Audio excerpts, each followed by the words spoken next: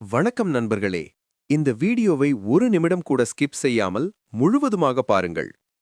மகாபாரதப் போரில் கர்ணனின் வீரம் எந்த அளவிற்கு இருந்தது என்று உங்களுக்கு தெரியுமா? ஆம், அர்ஜுனரின் தேர்க்கொடியில் ஆஞ்சநேயரும் தேரோட்டியாக ஸ்ரீ கிருஷ்ணரும் அமர்ந்திருந்த போதும் ஒரு மாவீரனின் தாக்குதல் ஒட்டுமொத்த தேரையே உலுக்கி 2 அடிகள் பின்னால் நகர்த்தியது. இது மகாபாரத மூல நூலில் உள்ள உண்மை சம்பவம். அர்ஜுனரின் தேரை காக்கும் பொறுப்பை அவரது அண்ணன் பீமருக்கு அளித்த சத்தியத்திற்காக ஆஞ்சநேயர் தேர்க்கொடியில் அமர்ந்து ஏற்றுக்கொண்டார். அவரது அசைக்க முடியாத இருப்பு தேரை எந்தவிதமான தெய்வீக ஆயுதங்களின் தாக்குதல்களையும் தாங்கச் செய்தது. போரின் 17ஆம் நாள் சூரிய புதல்வர் கர்ணனுக்கும் அர்ஜுனருக்கும் இடையேயான யுத்தம் வரலாற்று சிறப்புமிக்க உச்சத்தை அடைந்தது. அந்த நாளில் மாவீரர் கர்ணன் தன்னுடைய முழு ஆற்றலையும் வெளிப்படுத்தினார். அவர் ஏவிய அம்புகள் மழை போல பொழிந்தன. கர்ணனின் தாக்குதல் எவ்வளவு சக்தி வாய்ந்ததாக இருந்தது என்றால், அர்ஜுனரின் தேரை தாக்கிய அம்புகளின் அழுத்தத்தால் தேர் 2 அடிகள் பின்னோக்கி நிலத்தில் புதைந்து சென்றது. தேரில் அமர்ந்திருந்த கிருஷ்ணரின் தெய்வீக ஆற்றலும் கொடியிலிருந்த ஆஞ்சநேயரின் சக்தியும் இல்லாவிட்டால் அந்த தேர் நிச்சயம் சின்னாபின்னமாகி இருக்கும்.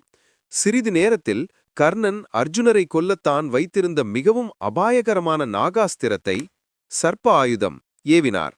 அர்ஜுனரின் தலைக்கு குறிவைத்து பறந்து வந்த அந்த நாகாஸ்திரத்தை கண்ட ஸ்ரீ கிருஷ்ணர் நொடிப்பொழுதில் தன்னுடைய கால்விரல்களை பயன்படுத்தி தேரை 1 முழம் ஆழம் மண்ணுக்குள் அழுத்தினார். இதன் விளைவாக அம்பு அர்ஜுனரின் தலையை தாக்காமல் அவரது கிரீடத்தை மட்டுமே அடித்துச் சென்றது.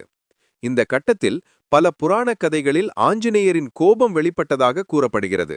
தனது ஆராதனைக்குரிய ஸ்ரீ கிருஷ்ணரின் திருவுடலை அந்த அம்பு தாக்கிவிட்டதாக ஆஞ்சநேயர் கருதி கடும் கோபத்தில் கர்ஜித்து கர்ணனை தாக்கத் தயாரானார். அவரது கர்ஜனையால் ஒட்டுமொத்த போர்க்களமும் சில நொடிகளில் ஸ்தம்பித்தது. மாவீரர் கர்ணன் கூட அந்த தெய்வீக சக்தியின் கோபத்தைக் கண்டு ஒரு வினாடி மரியாதையுடன் தலைவணங்கினார். ஸ்ரீ கிருஷ்ணர் குறுக்கிட்டு ஆஞ்சநேயரை பார்த்து, "அன்பான ஹனுமானே, இது திரேதா யுகமல்ல. நீங்கள் உங்கள் கோபத்தை வெளிப்படுத்தும் நேரம் இதுவல்ல.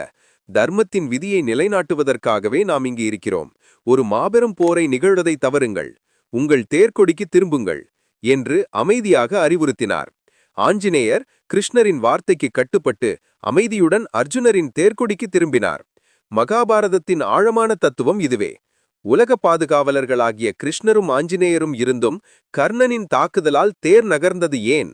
அடுத்த காணொளியில் தேரில் நடந்த மாபெரும் ரகசியம், கிருஷ்ணர் ஆஞ்சநேயரிடம் மறைத்த கர்ணனின் பலம் என்ன?